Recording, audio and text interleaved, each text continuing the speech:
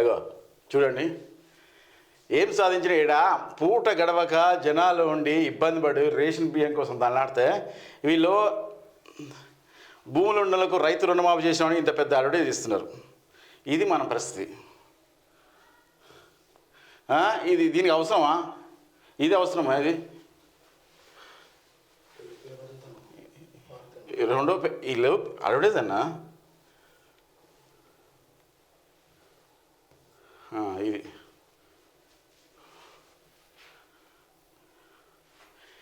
India మరో medal. India ఏంటంటే మన ప్యారిస్ ఒలింపిక్ గేమ్లలో మనది తొలి విజయం నమోదు చేసింది, 2 మెడల్ కొట్టింది. ఇండియా స్టార్ షూటర్ మను భాకర్ పారిస్ ఒలింపిక్స్లో మళ్ళీ మెరిసింది. 10 మీటర్ల ఎయిర్ పిస్టల్ మిక్స్డ్ టీమ్ ఈవెంట్లో సరబ్ జోత్ సింగ్తో కలిసి బరిలో దిగిన ఆమె కాంస్య పథకాన్ని సొంతం చేసుకుంది. దీంతో ఒకే ఒలింపిక్స్లో 2 మెడల్స్ సాధించిన తొలి ఇండియన్ అథ్లెటిక్గా కొత్త చరిత్ర సృష్టించింది. స్వాతంత్రానికి ముందు నార్మల్ పిచర్డ్ 2 రజతాలు నెగ్గిన రికార్డు మను బ్రేక్ చేసింది. ఓవరాల్గా ఇండియా తరపున ఒలింపిక్స్లో 2 పథకాలు నెగ్గిన 3వ ప్లేయర్గా రికార్డుకి ఎక్కింది.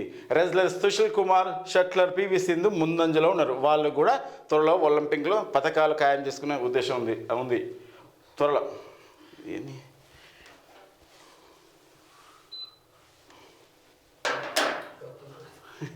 చెప్తూ పడుతుంది మరి. ఇక మంగళవారం అసెంబ్లీ మహేష్ అన్న వస్తుండు తొందరలో, ఏమనుకోకండి. మంగళవారం అసెంబ్లీ ప్రాంగణంలో 2వ విడత రుణమాఫీ ప్రారంభిస్తున్న CM Revanth Reddy, deputy CM Bhatti, మంత్రులు పొంగులేటి, పొన్నం, ఉత్తమ్, తుమ్మల, వెంకటరెడ్డి, జూపల్లి, సీతక్క తదితరులు ఉన్నారు. ఇది 2వ విడత. ఫస్ట్ విడతకి ఇట్లా చేసి 2వ విడత చేసి ఇంకా 3వ విడత కూడా ఇలాంటి పోజులు ఇవ్వాల్సిందే.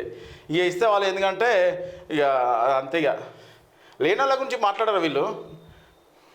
రుణమాఫీతో రైతుల ఇండ్లలో పండగ. రుణమాఫీతో రైతుల ఇండ్లలో పండగ. కేవలం 12 రోజుల్లో 12,000 కోట్ల రుణమాఫీ ఇచ్చిన మాట ప్రకారం ఆగస్టు 15 వరకు 2 లక్షల రుణమాఫీ గత బీఆర్ఎస్ ప్రభుత్వం తెలంగాణను తాకట్టు పెట్టింది.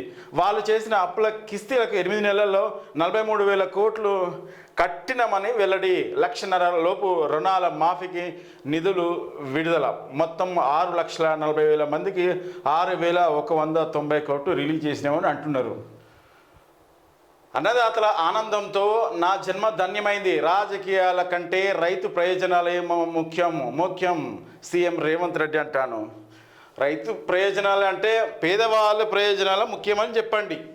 వాళ్ళ రైతులకు కూడా ఉండాలి. వాళ్ళకి ఏంది గిట్టుబాటు ధర కలిగించాలి, ఉచిత ఎరువులు ఇవ్వాలి, విత్తనాలు ఇవ్వాలి, గోదాములు నిర్మించి ఇవ్వాలి, లేకపోతే పంట నష్టపోతే పంటకు సంబంధించిన బీమా కల్పించాలి, రైతు బీమా ఇవ్వాలి.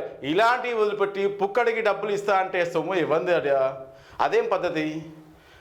వాళ్లకు నష్టం జరగకుండా చేయాలి. వాళ్ళకి గిట్టుబాటు ధర, ఎంఎస్పి ధర పెంచమని సెంట్రల్ మీద ఫోకస్ చేయాలి. మీరు సపోర్ట్ ఇవ్వండి. మీరు కూడా కింటాకు 500-1000 రూపాయలు ఇవ్వండి. అది లెక్క. ఇది ఉచితంగా అంటే ఎకరాల కొద్ది ఉన్న వాళ్ళకే బెనిఫిట్. లోన్ తెచ్చుకుంటారు, వాళ్ళకు మాఫ్ అవుతుంది.